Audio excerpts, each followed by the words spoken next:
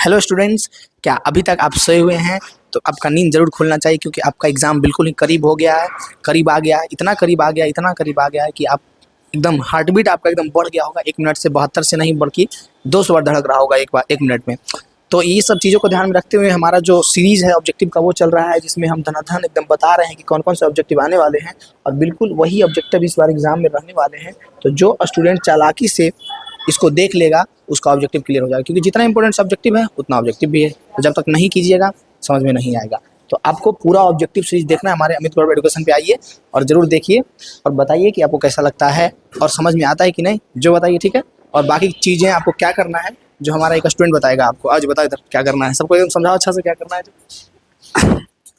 आप लोग पहले चैनल पे न्यू हैं तो पहले लाइक करना है, कमेंट करना है, सब्सक्राइब करना है और ख़ास करके बेल आइकन दबाना ना भूलना है।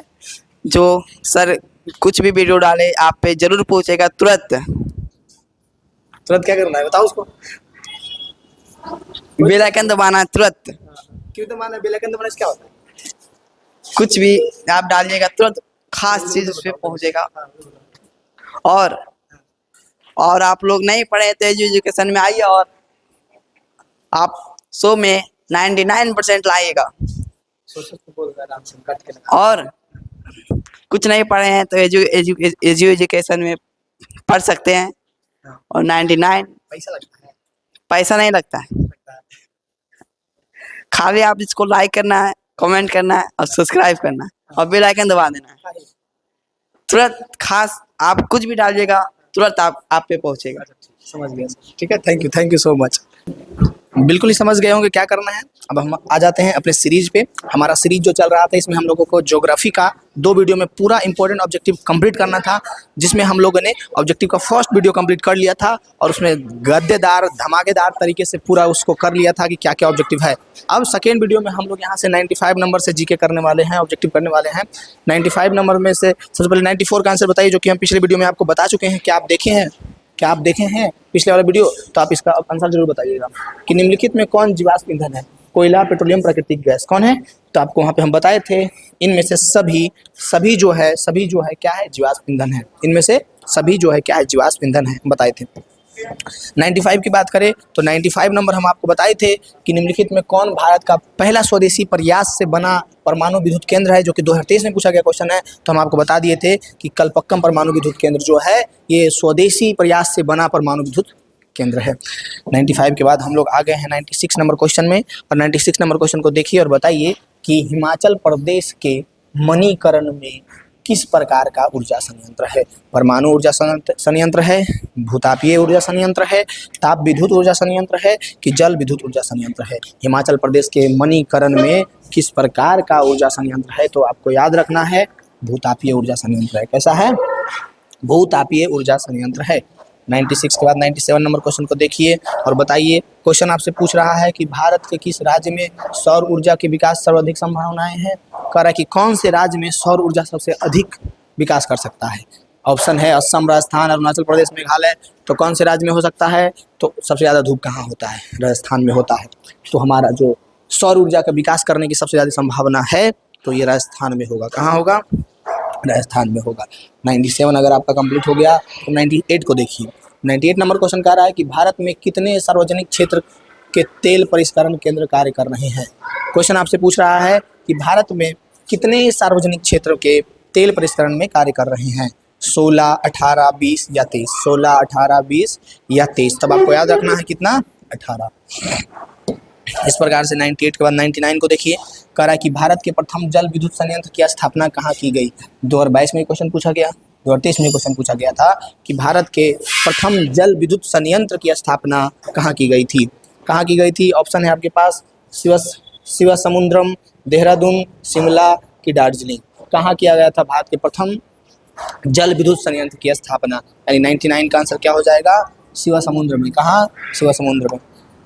शिवासमुद्रम में 100 नंबर क्वेश्चन को ध्यान से देखिए और इसका आंसर बताइए। क्वेश्चन है कि कैगा परमाणु विद्युत गृह किस राज्य में स्थित है? क्वेश्चन आपसे पूछ रहा है कि कैगा परमाणु विद्युत गृह कौन से राज्य में स्थित है? 2023 में क्वेश्चन पूछा गया था। तमिलनाडु में, कर्नाटक में, उत्तर प्रदेश में कि राजस्थान में? कैगा परमाणु विद्युत गृह किस राज्य में स्थित है? तमिलनाडु में कि कर्नाटक में कि उत्तर प्रदेश में कि राजस्थान में? तो 100 का आंसर हो जाएगा कर्नाटक में। कहाँ? कर्नाटक में। कैगा परमाणु विद्युत गृह जो है वो कहाँ है? तो कर्नाटक में है। 100 हम लोग क्रॉस कर चुके हैं। नहीं देखे हैं तो पहले जाकर के, नहीं देखे अभी तक का वीडियो तो पहले जाकर के पीछे वाला वीडियो देखिए, उसके बाद आइए हम। कह रहा है कल्पक्कम परमाणु विद्युत संयंत्र कहाँ स्थित है? तमिलनाडु, कर्नाटक, केरल या पश्चिम बंगाल? कल्पक्कम परमाणु विद्युत संयंत्र कहाँ स्थित है जो बताइए आप। इसका आंसर कमेंट में फेंक के मारिए कि कल्पक्कम विद्युत परमाणु कहाँ स्थित है, तब आपको पता होगा। नहीं पता है तो हमारे साथ जुड़े रहिए, हम आपको एक एक करके आंसर बताने वाले हैं कि कौन क्या है। ठीक है, यानी हमारा क्वेश्चन क्या था? हमारा क्वेश्चन था कि कल्पक्कम परमाणु विद्युत संयंत्र कहाँ है, तो जो कि तमिलनाडु में। कल्पक्कम कहाँ है? तमिलनाडु में है। नेक्स्ट क्वेश्चन 102 नंबर क्वेश्चन को देखिए। 102 नंबर क्वेश्चन आपसे पूछ रहा है निम्नलिखित में खरीफ फसल कौन है? गेहूं, सरसों, चावल, मटर। कौन जो है खरीफ फसल है? तो इसमें चावल हमारा खरीफ फसल हो जाएगा। कौन हो जाएगा? चावल। इस सब क्वेश्चन में तो सोचने नहीं है, आपको क्वेश्चन प्रैक्टिस करना है ना, धड़ा धड़ा करने के लिए। 2018 में क्वेश्चन पूछा था, चावल किस प्रकार की जलवायु का पौधा है? चावल किस प्रकार की जलवायु का पौधा है? उष्ण का, शीतोष्ण का, उष्ण आर्द्र का या उष्ण शुष्क का? चावल किस प्रकार की जलवायु का पौधा है? उष्ण का, शीतोष्ण का, उष्ण आर्द्र का या उष्ण शुष्क का? 103 का आंसर, 103 का आंसर क्या हो जाएगा? उष्ण आर्द्र का। कैसा है? उष्ण आर्द्र का। 103 के बाद 104 को देखिए। चावल है क्या है? खरीफ फसल है, रबी फसल है, जायद फसल है या इनमें से कोई नहीं? चावल कैसा फसल है? अभी पीछे क्वेश्चन जो पूछा था उसमें बताए थे ना कि चावल कौन सा फसल है। क्या था क्वेश्चन, क्या था बताइए। अभी 104 का आंसर बताइए। क्वेश्चन था कि खरीफ फसल इनमें से कौन है, तो हम चावल में टिक लगाए थे ना। अब वही क्वेश्चन घुमा करके पूछ दिया है कि चावल क्या है, तो आपको याद रहना चाहिए कि चावल क्या है? खरीफ फसल है। याद रहेगा? बिल्कुल याद रहेगा। नहीं कैसे याद रहेगा जी, रखना पड़ेगा, देखिएगा तब ना याद रहेगा। दाल किस पौष्टिक अंश का स्रोत है? कार्बोहाइड्रेट का, प्रोटीन का, विटामिन डी का कि वसा का? दाल 105 नंबर क्वेश्चन पूछ रहा है कि दाल जो है किस पौष्टिक अंश का स्रोत है? कार्बोहाइड्रेट का स्रोत है कि प्रोटीन का है कि विटामिन डी का है कि वसा का है? 105 का आंसर क्या का है? प्रोटीन का है। दाल में हम लोगों को क्या मिलता है? प्रोटीन मिलता है। दूध में हम लोगों को क्या मिलता है? प्रोटीन। दाल जो है किस पौष्टिक अंश का स्रोत है? तो बोलिएगा कि दाल जो है वो प्रोटीन का स्रोत है। कहाँ, किस चीज़ का? तो प्रोटीन का।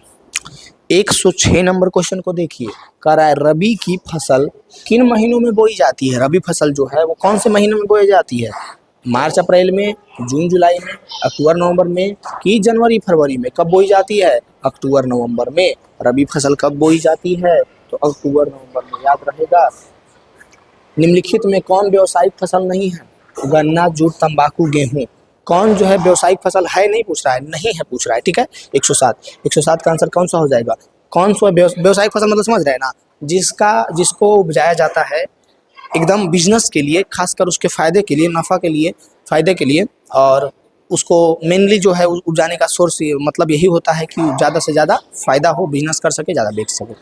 तो ये किसके लिए होता है? तो गन्ना, जूट और तंबाकू खास करके इसी के लिए ना, मतलब कि बिजनेस के लिए ही बोया जाता है। लेकिन गेहूं ऐसा नहीं है, गेहूं खुद के यूज के लिए भी होता है, व्यवसाय के लिए गेहूं तो नहीं होता। यानी कि गन्ना, जूट, तंबाकू जो है व्यावसायिक फसल हैं, लेकिन गेहूं जो है वो व्यावसायिक फसल नहीं है। समझ में आया? 107 समझ में आया? हाँ। 108 नंबर क्वेश्चन को देखिए। 108 नंबर क्वेश्चन कह रहा है 2016 में पूछा था, 2018 में पूछा था, 2021 में पूछा था। क्या है कि सोपानी कृषि किस राज्य में प्रचलित है? हरियाणा, पंजाब, बिहार के मैदानी क्षेत्र के उत्तराखंड? कहाँ सोपानी कृषि कहाँ है? 108। देखिए, तो सोपानी कृषि वहाँ होता है जिन क्षेत्रों में पहाड़ अत्यधिक हो। समझ रहे हैं ना? सोपानी कृषि तो पहाड़ी क्षेत्र कौन है? हरियाणा, पंजाब, बिहार या उत्तराखंड? तो उत्तराखंड आंसर हो जाएगा। पहाड़ी क्षेत्रों में होता है सोपानी कृषि। ठीक है, 108। 109 नंबर क्वेश्चन को देखिए, 109 और आंसर बताइए। कह रहा है ऑपरेशन फ्लड। ऑपरेशन फ्लड क्या है? बाढ़ पे नियंत्रित करने के लिए ऑपरेशन फ्लड लाया गया था, डेयरी विकास के लिए, बांध के रखरखाव के लिए, इनमें से कोई नहीं। डेयरी विकास के लिए। किसके लिए? ऑपरेशन फ्लड जो था वो डेयरी विकास के लिए था। 109 के बाद 110 नंबर क्वेश्चन को देखिए। निम्न में से कौन रोपण फसल नहीं है? रबड़, गन्ना, धान, चाय।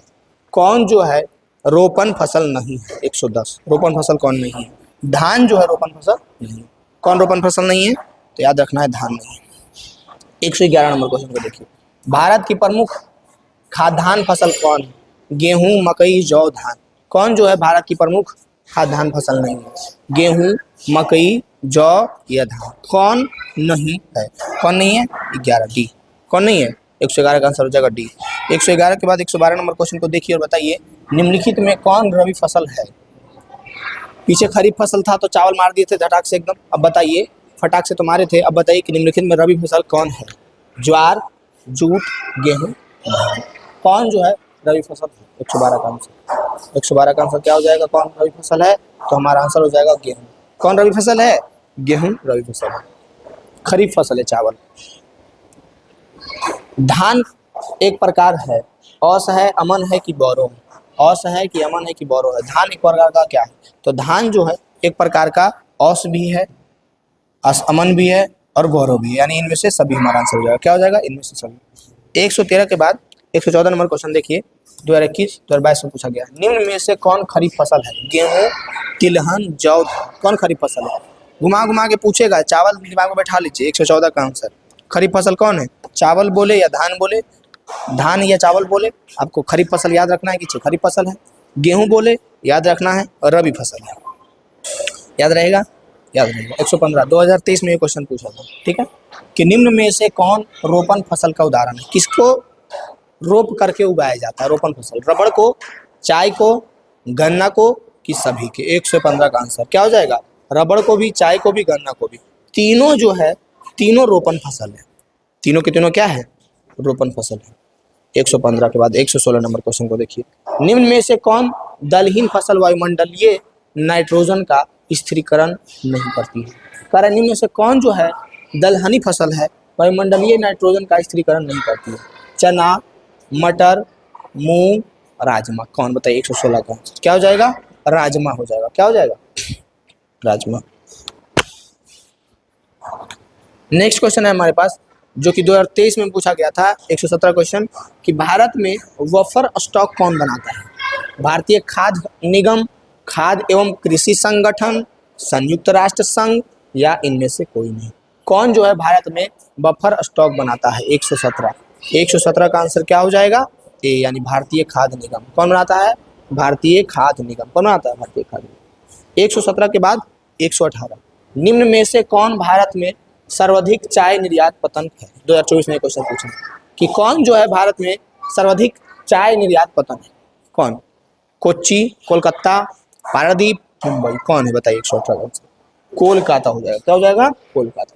118 119 नंबर क्वेश्चन को आप देखिए और बताइए कि औस प्रकार है गेहूं का, धान का, मक्का का, कि बाजरा का। 119 का आंसर क्या हो जाएगा, धान का। किसका हो जाएगा, धान का। 119 के बाद 120 नंबर क्वेश्चन देखिए, दक्षिण भारत में सर्वाधिक गन्ना उत्पादक राज्य कौन है। 2024 में क्वेश्चन पूछा था कि दक्षिण भारत में सबसे अधिक गन्ना उत्पादन वाला राज्य कौन सा है। इसका आंसर बताइए कि दक्षिण भारत में सबसे अधिक जो है गन्ना उत्पादन वाला राज्य कौन है। आंध्र प्रदेश है, उड़ीसा है, तमिलनाडु है, कि महाराष्ट्र है। 120 का आंसर क्या हो जाएगा, तमिलनाडु। तमिलनाडु जो है सर्वाधिक गन्ना उत्पादन वाला राज्य।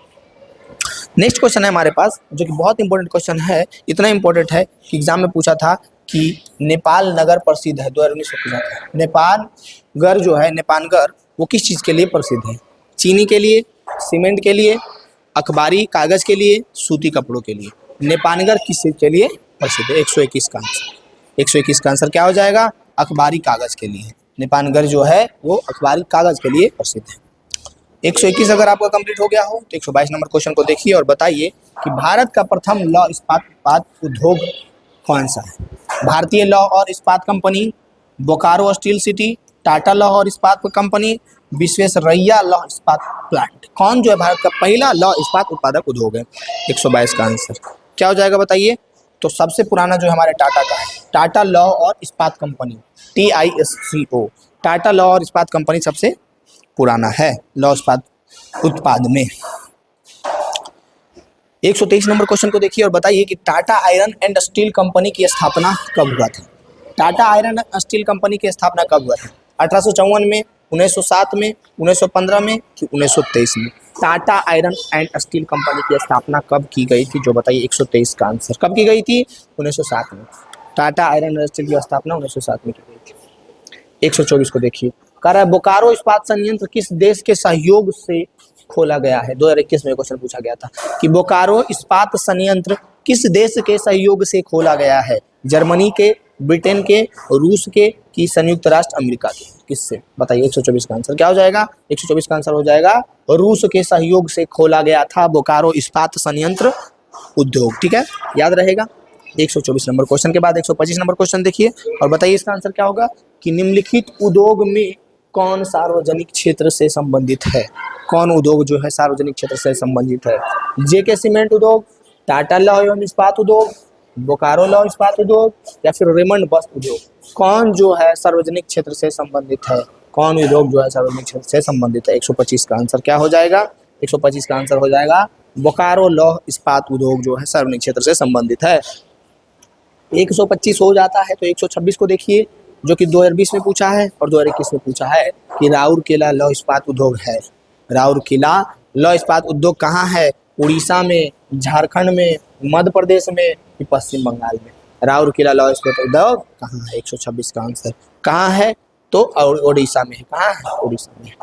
126 के बाद 127 नंबर क्वेश्चन को देखिए और बताइए 2018 में पूछा है, 2021 में पूछा है कि निम्नलिखित में से कौन छोटे पैमाने का उद्योग है? कौन जो है छोटे पैमाने का उद्योग है? चीनी उद्योग, कागज उद्योग, खिलौना उद्योग, विद्युत उपकरण उद्योग? कौन जो है छोटे पैमाने का उद्योग है? 127 का आंसर 127 का आंसर हो जाएगा हमारे पास खिलौना उद्योग जो है सबसे छोटे पैमाने का उद्योग है ना। सबसे छोटा तो खिलौना ना हो जी। उसके बाद है कि 2022 में एक क्वेश्चन पूछा था कि सिंदरी किस उद्योग के लिए जाना जाता है? सिंदरी जो है वो किस उद्योग के लिए जाना जाता है? सीमेंट उद्योग के लिए, उर्वरक उद्योग के लिए, लौह उद्योग के लिए कि सूती वस्त्र उद्योग के लिए? सिंदरी किस उद्योग के लिए जाना जाता है? इसका आंसर आप कमेंट में फेंक के मारिए। सिंदरी हाँ किसके लिए जाना जाता है? इसका कमेंट आंसर में बताइए।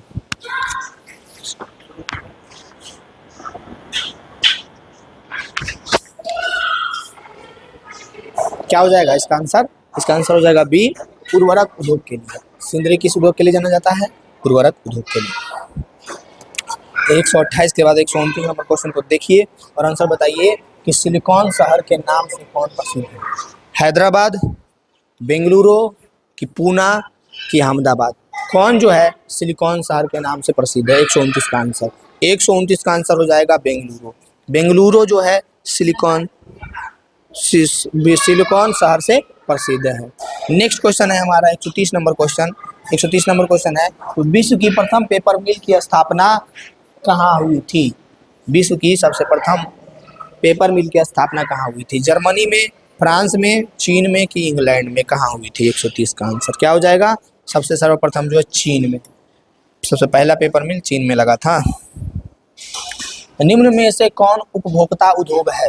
पेट्रो रसायन, चीनी उद्योग, लौह इस्पात या चित्ररंजन लोकोमोटिव? कौन जो है उपभोग उद्योग है? 131 का आंसर क्या हो जाएगा? 131 का आंसर हो जाएगा चीनी उद्योग। क्या हो जाएगा? चीनी। 132 नंबर क्वेश्चन को देखिए और बताइए 2017 में पूछा, 2020 में पूछा, 2022 में पूछा कि सीमेंट उद्योग का कच्चा माल क्या है? चूना पत्थर, बॉक्साइट, ग्रेनाइट, लौह एस्क? कौन जो है सीमेंट उद्योग का कच्चा माल है? सीमेंट उद्योग का कच्चा माल क्या है? चूना पत्थर है कि बॉक्साइट है कि ग्रेनाइट है कि लौह एस्क है? 132 का आंसर 132 का आंसर हो जाएगा चूना पत्थर। क्या हो जाएगा? चूना पत्थर। नेक्स्ट है 133 नंबर क्वेश्चन देखिए और इसका आंसर बताइए। कितना इंपॉर्टेंट क्वेश्चन है आप अंदाजा लगा सकते हैं। 2015 में पूछा, 19 में पूछा, दोनों सीटिंग में, 21 में पूछा, 22 में पूछा, 23 में पूछा कि निम्न में से कौन कृषि आधारित उद्योग नहीं है? कौन जो है कृषि से आधारित उद्योग नहीं है? चीनी, चमड़ा, सीमेंट, वस्त्र? कौन जो है देख करके बताइए कि कृषि आधारित उद्योग नहीं है? 133 का आंसर हो जाएगा सीमेंट उद्योग। सीमेंट उद्योग को कृषि से कोई लेना देना नहीं है। नेक्स्ट है 134 नंबर क्वेश्चन जो आपसे पूछ रहा है कि ब्रिटेन के सहयोग से कहाँ लौह इस्पात उद्योग बनाया गया? अभी पीछे क्वेश्चन पूछा गया था ना, उसी के आधार पर क्वेश्चन है कि ब्रिटेन के सहयोग से लौह इस्पात उद्योग कहाँ बनाया गया है? बोकारो में, राउरकेला में, सेलम में कि दुर्गापुर में? 134 का आंसर हो जाएगा हमारा डी, दुर्गापुर में। कहाँ? दुर्गापुर। 134 के बाद 135 नंबर क्वेश्चन को देखिए। 2038 में क्वेश्चन पूछा गया था। हुगली औद्योगिक प्रदेश का केंद्र है कोलकाता अरिसरा, कोलकाता को नागर, कोलकाता मेदिनीपुर, कोलकाता हावड़ा? कौन जो है हुगली औद्योगिक प्रदेश का केंद्र है? 135 का आंसर, 135 का आंसर हो जाएगा कोलकाता रिसरा। क्या हो जाएगा? एक कोलकाता रिसरा। नेक्स्ट क्वेश्चन है हमारे पास, भारत का पहला सीमेंट संयंत्र कहाँ स्थापित हुआ था? दिल्ली में, कोलकाता में, मुंबई में कि चेन्नई में? भारत का पहला सीमेंट संयंत्र कहाँ स्थापित किया गया था? दिल्ली में कि कोलकाता में कि मुंबई में कि चेन्नई में? 136 का आंसर हो जाएगा डी, चेन्नई में। कहाँ? डी यानी कि चेन्नई में। भारत का पहला सीमेंट संयंत्र कहाँ? तो चेन्नई में। 136 के बाद 137 नंबर क्वेश्चन को देखिए और बताइए इसका आंसर कि भारत का बर्मिंघम किस शहर को कहा जाता है?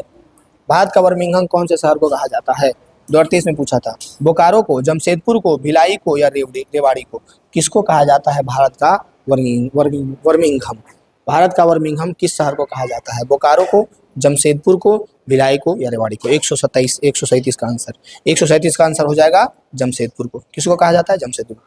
138 नंबर क्वेश्चन को देखिए और बताइए कि बोकारो स्टील प्लांट किस पंचवर्षीय योजना में बना? बोकारो स्टील प्लांट कौन से पंचवर्षीय योजना में बना था? 2024 में पूछा गया। दूसरी, तीसरी, चौथी या पांचवी? कौन से पंचवर्षीय योजना में बना क्या बोकारो स्टील प्लांट? 138 का आंसर, 138 का आंसर हो जाएगा तीसरी। कौन सी पंचवर्षीय योजना में? तो तीसरी पंचवर्षीय योजना में।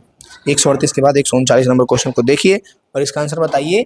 अधिकांश लौह इस्पात केंद्र भारत के किस क्षेत्र में स्थापित हुए? दक्कन में, दक्कन के पठार में कि पश्चिमी तट में कि हिमाचल प्रदेश में, हिमालय क्षेत्र में कि इनमें से कोई नहीं? कह रहा है दक्कन के पठार में कि पश्चिमी तट में कि हिमालय क्षेत्र में कि इनमें से कोई नहीं? अधिकांश लौह इस्पात केंद्र भारत के किस क्षेत्र में स्थापित हुए? 139 का आंसर क्या हो जाएगा? दक्कन में। कहाँ? दक्कन के पठार। 139 के बाद 140 को देखिए और बताइए कि निम्न में से कौन सूती वस्त्र उत्पाद में अग्रणी है? कौन जो है सूती वस्त्र उत्पाद में अग्रणी है? कोलकाता, नागपुर, मुंबई की सूरत? कौन जो है सूती वस्त्र उद्योग में सबसे आगे है? कोलकाता कि नागपुर की मुंबई की सूरत? 140 का आंसर, 140 का आंसर हो जाएगा मुंबई जो है सूती वस्त्र उत्पादन में सबसे आगे है। सूती वस्त्र उत्पादन में सबसे आगे कौन है? तो मुंबई है। बिहार की पहली रेल लाइन कौन थी? बिहार की सबसे पहली रेल लाइन कौन थी जो बताइए? Martin light railway, east India railway, भारतीय रेल की बिहार रेल सेवा? कौन जो है बिहार की पहली रेल लाइन थी? 141 का आंसर बताइए। ईस्ट इंडिया रेलवे हो जाएगा। बिहार की पहली रेल लाइन कौन थी? ईस्ट इंडिया रेलवे थी। बिहार की पहली रेल लाइन ईस्ट इंडिया। पक्की सड़कों की लंबाई की दृष्टि से प्रथम स्थान पर कौन राज्य है? पक्की सड़कों की लंबाई की दृष्टि से प्रथम स्थान पर कौन सा राज्य है? बिहार है, महाराष्ट्र है या फिर तमिलनाडु है या फिर केरल है? पक्की सड़कों की लंबाई की दृष्टि से प्रथम स्थान पर कौन राज्य है? बिहार, महाराष्ट्र, तमिलनाडु की केरल? 142 का आंसर क्या हो जाएगा? बी यानी महाराष्ट्र। पक्की सड़कों की लंबाई की दृष्टि से प्रथम स्थान पे कौन है? तो महाराष्ट्र है। 142 के बाद 143 नंबर क्वेश्चन को देखिए कि भारतीय अंतर्राष्ट्रीय जलमार्ग प्राधिकरण का गठन किस वर्ष किया गया था? 1986 में, 1988 में, 1989 में, 1985 में? कब जो है भारतीय अंतर्राष्ट्रीय जलमार्ग प्राधिकरण का गठन किया गया था? 143 नंबर क्वेश्चन को देखिए और इसका आंसर बताइए। इसका आंसर हो जाएगा 1986 में। कब किया गया था? 1986। नेक्स्ट क्वेश्चन है हमारे पास कि परिवहन के साधनों के में सबसे सस्ता परिवहन का साधन है? परिवहन में सबसे सस्ता परिवहन कौन सा है? सड़क परिवहन कि जल परिवहन कि रेल परिवहन कि वायु परिवहन? वायु तो और सबसे महंगा है। ये तीनों में बताइए। ये तो सबसे महंगा, ये तो पता चल रहा है कि वायु परिवहन तो बहुत खर्चा पड़ेगा। सड़क, जल, रेल, ये तीनों में सबसे महंगा परिवहन कौन सा है? 144 का आंसर कौन सा हो जाएगा? जल परिवहन जो है सबसे सस्ता परिवहन है। सबसे महंगा कौन हो जाएगा? वायु का। सबसे सस्ता कौन सा है? गलती से अगर बोल दिए हो उल्टी तो ध्यान दीजिएगा कि सबसे सस्ता कौन है? तो सबसे सस्ता जल है, सबसे महंगा वायु है। 144 के बाद 145 नंबर क्वेश्चन को देखिए और बताइए। नेक्स्ट क्वेश्चन आपको पूछ रहा है, क्या पूछ रहा है कि भारत का सबसे बड़ा बंदरगाह कौन सा है? मुंबई, चेन्नई, कोलकाता, कांडला? मुंबई सबसे बड़ा बंदरगाह मुंबई में है। मुंबई बंदरगाह के लिए फेमस है। सबसे बड़ा बंदरगाह कहाँ है? मुंबई में है। 145 का आंसर क्या हो जाएगा? ए हो जाएगा। 145 का आंसर ए। नेक्स्ट क्वेश्चन है 140 नंबर क्वेश्चन कि इनमें से कौन सा सबसे लंबा राष्ट्रीय राजमार्ग है? 2019 में क्वेश्चन पूछा था कि कौन जो है सबसे लंबा राष्ट्रीय मार्ग है? राजमार्ग संख्या 2, राजमार्ग संख्या 3, 5, 7? कौन जो है सबसे लंबा राजमार्ग है? 146 का आंसर बताइए। 146 का आंसर हो जाएगा राजमार्ग संख्या 7। सबसे लंबा राजमार्ग कौन है? राजमार्ग संख्या 7। 146 के बाद 147 नंबर क्वेश्चन को देखिए कि स्वर्णिम चतुर्भुज संबंधित है रेलवे से, सड़क मार्ग से, जल मार्ग से, वायु मार्ग से। वर्णिम चतुर्भुज संबंधित है किस चीज से? रेलवे से, सड़क मार्ग से, जल मार्ग से या वायु मार्ग से। 147 का आंसर, 147 का आंसर क्या हो जाएगा कि सड़क मार्ग से संबंधित है स्वर्णिम। नेक्स्ट क्वेश्चन है 148 नंबर क्वेश्चन कि भारत का सबसे बड़ा रेलवे क्षेत्र कौन सा है? पूर्व रेलवे क्षेत्र, पश्चिम रेलवे क्षेत्र, दक्षिण रेलवे क्षेत्र कि उत्तर रेलवे क्षेत्र। भारत का सबसे बड़ा रेलवे क्षेत्र कौन है? 148 का आंसर, 148 का आंसर हो जाएगा उत्तर रेलवे क्षेत्र। भारत का सबसे बड़ा रेलवे क्षेत्र कौन है? याद रखना है उत्तर रेलवे क्षेत्र। 148 के बाद 149 नंबर क्वेश्चन को देखिए, कर राष्ट्रीय जलमार्ग 1 क्या है? इलाहाबाद से हल्दिया तक, सदिया से धुबरी तक या फिर कोलम से कोट्टापुरम तक या फिर इनमें से कोई नहीं। कहाँ से कहाँ तक है? तो 149 का आंसर हो जाएगा इलाहाबाद से हल्दिया तक है। राष्ट्रीय जलमार्ग 1 इलाहाबाद से हल्दिया तक है।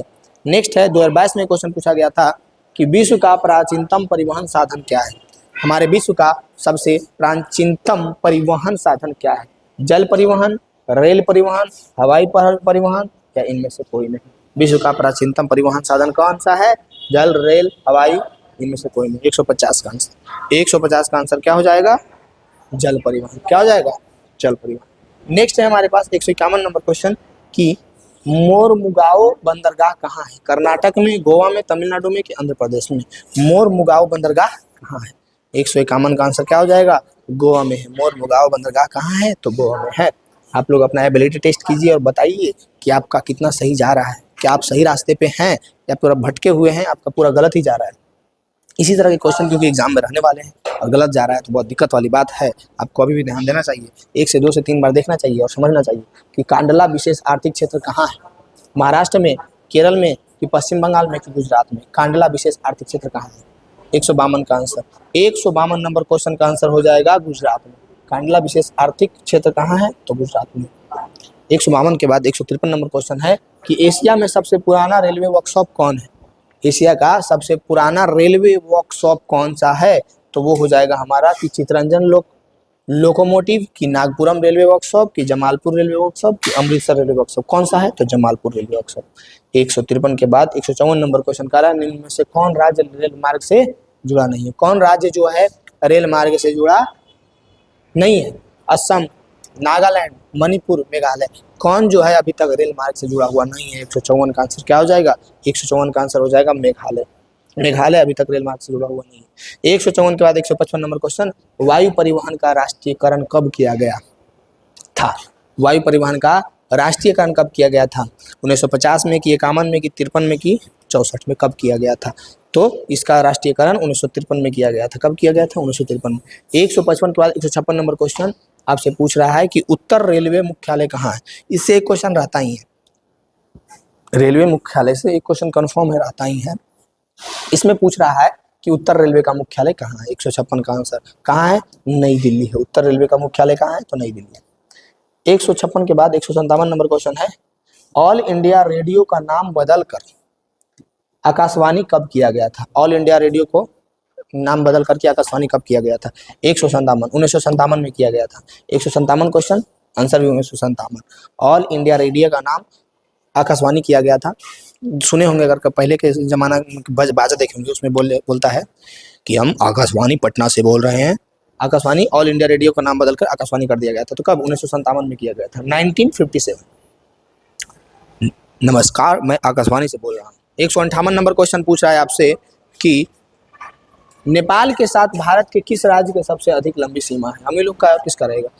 उत्तर प्रदेश का, बिहार का कि पश्चिम बंगाल का कि झारखंड का? किसका जो है सीमा सबसे ज़्यादा लगता है नेपाल से? तो हम लोग हैं। कौन है? हम लोग बिहार का, बिहारी हैं भाई। नेक्स्ट है कि भारत का सबसे छोटा रेलवे क्षेत्र कौन है? कौन जो है भारत का सबसे छोटा रेलवे क्षेत्र है? कौन? उत्तर रेलवे, पूर्व रेलवे, मध्य रेलवे, उत्तरी पूर्वी रेलवे? कौन जो है भारत का सबसे छोटा रेलवे क्षेत्र है? कौन जो है भारत का सबसे छोटा रेलवे क्षेत्र है? तो उत्तर पूर्वी रेलवे। कौन है? उत्तर पूर्वी रेलवे। 159 के बाद 160 नंबर क्वेश्चन कि मध्य रेलवे का मुख्यालय कहाँ स्थित है? सिकंदराबाद में, मुंबई में, चेन्नई में या गोरखपुर में? मध्य रेलवे का मुख्यालय कहाँ स्थित है? सिकंदराबाद में, मुंबई में, चेन्नई में कि गोरखपुर में? 160 का आंसर हो जाएगा मुंबई में। मध्य रेलवे मुख्यालय कहाँ है? मुंबई में है। कहाँ है? मुंबई में। 160 के बाद 161 नंबर क्वेश्चन देखिए, कौन सा राष्ट्रीय जलमार्ग इलाहाबाद को हल्दिया से जोड़ता है? कौन सा राष्ट्रीय मार्ग जो है इलाहाबाद को हल्दिया से जोड़ता है? राष्ट्रीय जलमार्ग संख्या 1, राष्ट्रीय जलमार्ग संख्या 2, राष्ट्रीय जलमार्ग संख्या 3, राष्ट्रीय जलमार्ग संख्या 4। कौन जो है इलाहाबाद को हल्दिया से जोड़ता है? इलाहाबाद को हल्दिया से जोड़ता है राष्ट्रीय जलमार्ग संख्या 1। कौन जोड़ता है? राष्ट्रीय जलमार्ग संख्या 1। 162 नंबर क्वेश्चन कर रहा है, इन्नौर बंदरगाह कहाँ स्थित है? इन्नौर बंदरगाह जो है वो कहाँ स्थित है? केरल में है कि तमिलनाडु में है कि उड़ीसा में है कि महाराष्ट्र में है? इन्नौर बंदरगाह कहाँ स्थित है जो बताइए। तो 162 का आंसर हो जाएगा तमिलनाडु में। इन्नौर बंदरगाह कहाँ है? तमिलनाडु में है। इन्नौर बंदरगाह तमिलनाडु। 163 नंबर क्वेश्चन देखिए और बताइए कि निम्न में से कौन किसी रेल मंडल का मुख्यालय नहीं है? बिलासपुर, हाजीपुर, इंदौर या कोलकाता, कौन जो है रेल मंडल का मुख्यालय नहीं है? तो 163 का आंसर क्या हो जाएगा? 163 का आंसर हो जाएगा इंदौर जो है किसी प्रकार के रेल मंडल का मुख्यालय नहीं है। बाकी कोलकाता, बिलासपुर, हाजीपुर है। नेक्स्ट है, निम्न में से कौन जो है विशेष आर्थिक क्षेत्र पश्चिम बंगाल में है? कौन जो है विशेष आर्थिक क्षेत्र पश्चिम बंगाल में है? सूरत या सांता क्रूज या फिर कांडला या फिर फाल्टा, कौन जो है विशेष आर्थिक क्षेत्र पश्चिम बंगाल में है? 164 का आंसर हो जाएगा फाल्टा। कौन हो जाएगा? फाल्टा हो जाएगा। कौन हो जाएगा? फाल्टा हो जाएगा। नेक्स्ट क्वेश्चन है हमारे पास 164 के बाद 165 नंबर क्वेश्चन देखिए और आंसर बताइए कि भारत में रेडियो का प्रसारण किसके द्वारा शुरू किया गया था? Radio club of Delhi, radio club of Calcutta, Akashvani या रेडियो क्लब ऑफ बॉम्बे, किसके द्वारा रेडियो प्रसारण का शुरुआत किया गया था? 165 का आंसर हो जाएगा radio club of Bombay. Bharat में रेडियो का प्रसारण रेडियो क्लब ऑफ बॉम्बे के द्वारा शुरू किया गया था। नेक्स्ट क्वेश्चन है हमारे पास जो कि बहुत इंपॉर्टेंट है कि निम्न में से कौन पतन पूर्वी तट पर स्थित नहीं है? कौन जो है पतन पूर्वी तट पर 2024 में पूछा, कौन जो है पतन पूर्वी तट पर स्थित नहीं है? तूतीकोरिन या फिर मार्मागांव या फिर पारादीप या फिर विशाखापट्टनम, कौन जो है पतन पूर्वी तट पर स्थित नहीं है? 166 का आंसर क्या हो जाएगा? तो 166 का आंसर हो जाएगा मार्मागांव। कौन जो है पतन पूर्वी पे स्थित नहीं है? मार्मागांव। 166 के बाद 167 नंबर क्वेश्चन को देखिए और बताइए कि कौन सा शिपयार्ड भारत के लिए युद्धपोत बनाता है? कौन शिपयार्ड जो है भारत के लिए युद्धपोत बनाता है? माझगांव, चेन्नई, कोलकाता या इनमें से कोई नहीं, कौन जो है शिपयार्ड भारत के लिए युद्धपोत बनाता है? 167 का आंसर हो जाएगा ए यानी कि माझगांव। कौन हो जाएगा? माझगांव। 166 के 68 को नंबर क्वेश्चन देखिए 168, उत्तर मध्य रेलवे का मुख्यालय कहाँ है? 2024 में एक क्वेश्चन पूछा था कि उत्तर मध्य रेलवे का मुख्यालय कौन है? इलाहाबाद, हाजीपुर, जबलपुर कि मुंबई सेंट्रल, उत्तर रेलवे का मुख्यालय कौन है? तो उत्तर रेलवे का मुख्यालय है इलाहाबाद। उत्तर रेलवे का मुख्यालय है इलाहाबाद। नेक्स्ट क्वेश्चन है हमारे पास कि ऑल इंडिया रेडियो की शुरुआत कब हुई थी? 1930 में, 36 में, 57 में कि 65 में? ऑल इंडिया रेडियो की शुरुआत कब हुई थी? ऑल इंडिया रेडियो की शुरुआत हुई थी 1936 में। नमस्कार दोस्तों, हम मोदी बोल रहे हैं। 1936 में स्टार्ट हुआ था, जिसमें नहीं थे वो भी, मोदी भी नहीं थे। भारत में सड़कों की लंबाई की दृष्टि से प्रथम स्थान किस राज्य का? सड़क की लंबाई की दृष्टि से सबसे अधिक लंबा कौन से राज्य में है?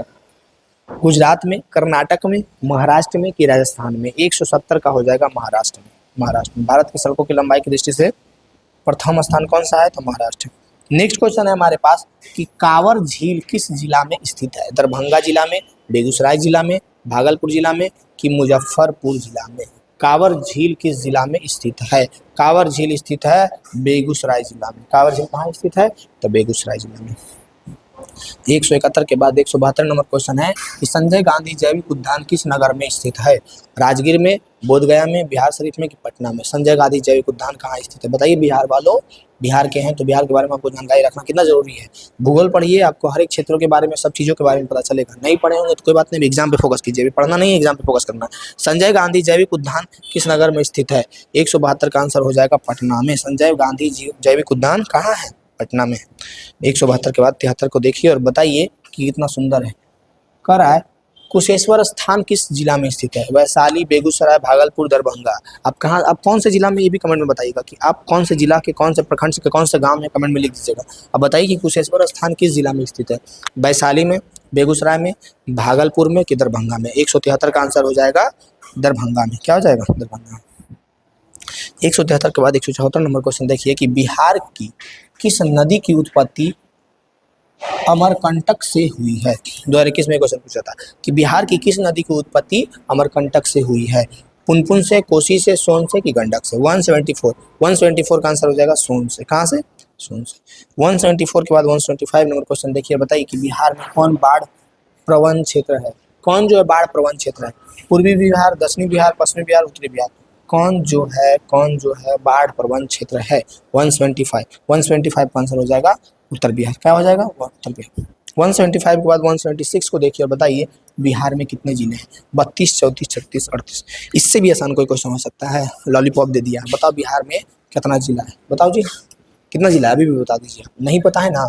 अगर ये क्वेश्चन का आंसर भी आपको नहीं पता है तो इससे हाथ कीजिए, कर लिए, चुल्लू भर पानी लीजिए, नाक उसमें डुबाइए कि सांस ना जाए, नाक मुंह दोनों चुल्लू भर पानी में डुबाइए और ओम नमः शिवाय बोलिए। क्या बोलिए? ओम नमः शिवाय। हो जाएगा। 126 का आंसर हो जाएगा 38 जिला। 177 नंबर क्वेश्चन आपसे पूछ रहा है, क्या पूछ रहा है कि बिहार में प्रायः कैसी मिट्टी पाई जाती है बिहार में? लाल मिट्टी, काली मिट्टी, जलोढ़ मिट्टी या लेटराइट मिट्टी? कौन सी मिट्टी बिहार में पाई जाती है? 177 का आंसर हो जाएगा कि हमारे बिहार में सबसे ज़्यादा जो है जलोढ़ मिट्टी पाई जाती है। कौन सी मिट्टी? जलोढ़ मिट्टी। 178 को देखिए और बताइए कि गंडक परियोजना है बोतिया में, मोतिहारी में, वाल्मीकि नगर में कि छपरा में? गंडक परियोजना कहाँ है जो बताइए? गंडक परियोजना 178 का आंसर। गंडक परियोजना कहाँ है? तो आपको याद रखना है गंडक परियोजना है वाल्मीकि नगर में। कहाँ है? वाल्मीकि नगर में। गंडक परियोजना कहाँ है? वाल्मीकि नगर में। 178 के बाद 129 नंबर क्वेश्चन को देखिए और बताइए कि बिहार में कितना प्रतिशत कृषि क्षेत्र है? 50, 60, 80 या 36.5? बिहार में कितना प्रतिशत कृषि क्षेत्र है? 179 का आंसर कितना प्रतिशत है? 60%। बिहार में 60% कृषि क्षेत्र है। नेक्स्ट है 180 नंबर क्वेश्चन जो हमारे खुद से रिलेटेड क्वेश्चन है। जो भी नवादा जिला के हैं बता दीजिएगा, और जो भी नवादा जिला के हैं और जो भी गए हैं ककोलत बताइए गए हैं कि नहीं। कि ककोलत जलप्रपात बिहार के किस जिले में स्थित है? कितना फेमस क्वेश्चन है। 10th के सोशल साइंस के ज्योग्राफी में पूछा गया क्वेश्चन है, हमेशा पूछा जाता है, इंपॉर्टेंट क्वेश्चन है। 2021 में पूछा गया था। और आप भी बताइए आप कौन से जिले के हैं और ककोलत आप गए हैं कि नहीं गए हैं? नवादा जिला में है ककोलत जलप्रपात। ककोलत जलप्रपात बिहार के किस जिला में है? याद रखना है नवादा जिला में। ककोलत जलप्रपात जो है बिहार के किस जिला में है? नवादा जिला में। याद रहेगा? याद रहेगा कि नहीं रहेगा? नवादा वालों आपके लिए तो ये क्वेश्चन बहुत ईजी हो गया होगा, क्योंकि आप जरूर कभी ना कभी ककोलत गए होंगे, और नहीं गए हैं तो गर्मी के दिन में जरूर जाइए। इतना भीड़ रहता है, इतना भीड़ रहता है कि भीड़ देख करके मजा आएगा। आप स्नान कर पाइए या नहीं कर पाइए, भीड़ देखिए और मत उसी में घूम जाइए। किस देश की सीमा बिहार से जुड़ी है? नेपाल, भूटान, बांग्लादेश, चीन? कौन जो है बिहार से जुड़ा है जी? 181 नंबर क्वेश्चन। अभी पीछे क्वेश्चन पूछा था कि नेपाल से सबसे ज़्यादा सीमा कौन राज्य का जुड़ा हुआ है? तो हम बोले थे ना बिहार का। तो नेपाल जो है बिहार के सीमा से जुड़ी हुई है। सब क्वेश्चन एक दूसरे से रिलेटेड रहता है, बस आपको पता होना चाहिए। नहीं पता है देखिए, पता हो जाएगा। मंदार पहाड़ी किस जिले में है?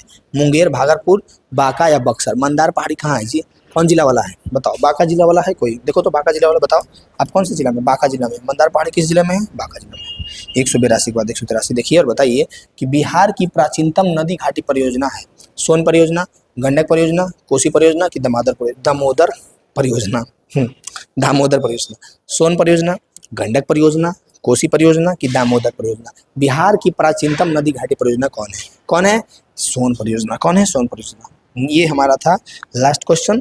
183 क्वेश्चन हम लोग किए हैं ज्योग्राफी में, और आप लिख करके ले लीजिए कहीं पे कि जो भी ज्योग्राफी के से क्वेश्चन रहेगा 2026 में वो यही इसी वीडियो से रहेगा। जो हम 183 ऑब्जेक्टिव्स करवा दिए हैं उसी से रहेगा, उससे बाहर कुछ नहीं रहने वाला है। अगर आप तेज स्टूडेंट है जरूर देखिएगा। बकलोल बानर जो है वो भी अगर देख लेगा, एग्जाम में जाएगा तो आपसे ज़्यादा नंबर लाएगा, फिर आप पछताइएगा कि इसका ज़्यादा कैसे आ गया। आएगा ना, लास्ट में ध्यान दिया आप नहीं दिए, आप इधर उधर चक्कर में रह गए। तो इधर उधर के चक्कर में नहीं रहना है, वे चीज़ें फॉलो करना है जो आएगी एग्जाम में, क्योंकि अब एग्जाम की तैयारी करना है, पढ़ाई करना आपका बहुत हो गया। ठीक है, तो जरूर से जरूर ये देखिए, लोगों तक पहुंचाइए, बताइए। और एक बात कि हम डिटेल में नहीं पढ़ा रहे हैं, बस एग्जाम से रिलेटेड चीज़ों को एकदम जल्दी से करवा रहे हैं, आपको कम समय लेकर के एकदम गर्दा उड़ा रहे हैं। ठीक है, तो आप भी गर्दा मचाइए।